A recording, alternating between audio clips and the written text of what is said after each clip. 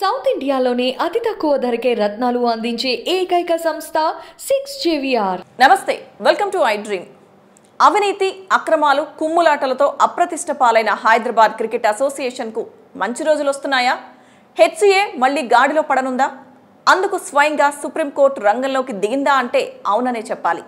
హెచ్సిఏను గాడిలో పెట్టేందుకు దేశ అత్యున్నత న్యాయస్థానం నియమించిన సింగిల్ జడ్జ్ విశ్రాంత జస్టిస్ ఎల్ నాగేశ్వరరావు నడుం బిగించారు.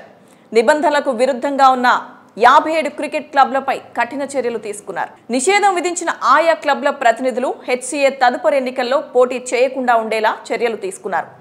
ఆఫీస్ బేరర్ల ఎన్నిక, గుర్తింపు, యాజమాన్య బదిలీ, మల్టిపుల్ ఓనర్షిప్, పరస్పర విరుద్ధ ప్రయోజనాలు తదితర ఫిర్యాదులపై సదరు క్లబ్ల ప్రతినిధుల నుంచి వివరణ కోరిన రిటైర్డ్ జస్టిస్ అనంతరం చర్యలు తీసుకుంటూ తాజాగా ఆదేశాలు జారీ చేశారు.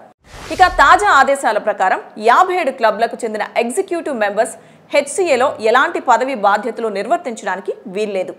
ఈ నిషేధం ఒక్క ఎగ్జిక్యూటివ్ కమిటీ టర్మ్ ముగిసే వరకు లేదంటే 3 ఏళ్ల పాటు కొనసాగనుంది. ఎన్నికల్లో ఆయా క్లబ్లకు ఓటు హక్కు కూడా ఉండబోదు.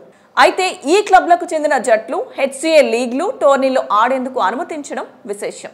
హెచ్సిఏకు సంబంధించి 57 క్లబ్స్ పై నిషేధం విధించడంతో మాజీ క్రికెటర్లు అర్షద్ అయూబ్, వంకా ప్రతాప్, మాజీ కార్యదర్శి ఆర్ విజయానంద్, మాజీ ఉపాధ్యక్షుడు కె జాన్ మనోజ్, 1983 ప్రపంచ కప్ జట్టు manager PR Mansingh, T Shesh Narayan, P Yadagiri, Sudarshan రాజులు ఎన్నికల్లో పోటీ చేసే అర్హత కోల్పోయారు.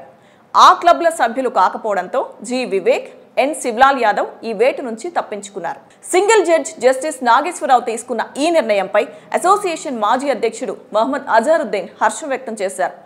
అసోసియేషన్ ప్రక్షాళనకు ఈ నిర్ణయం ఉపయోగపడుతుందని, బోగస్ ఓట్లను తీసేసినట్లయిందని ట్వీట్ చేశారు.